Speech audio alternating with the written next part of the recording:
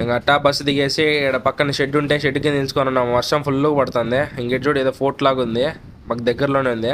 ఇంకా మ్యాక్సిమం అంతా దిగే వాళ్ళు చాలా మంది దిగేశారు. అంటే మా బస్సు వాళ్ళే ఎక్కువ ఉన్నట్టున్నారు ఈ బస్సులో. ఇంకో బస్సు కోసం వెయిటింగ్.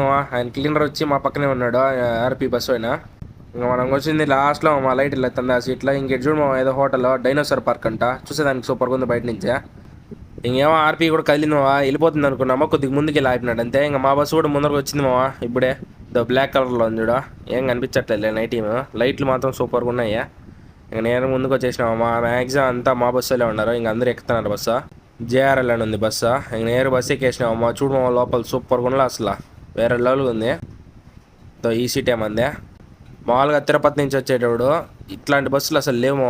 ఇది వేరే లెవెల్గా ఉంది అసలు ఈ బస్సు. మేము బుక్ చేసింది నాన్ ఏసీ, ఇది ఏసీ ఇచ్చినాడా కానీ ఫుల్ డస్ట్ ఉంది ఈ బస్సు. మెయింటైన్ చేయలే అసలు సరిగ్గా.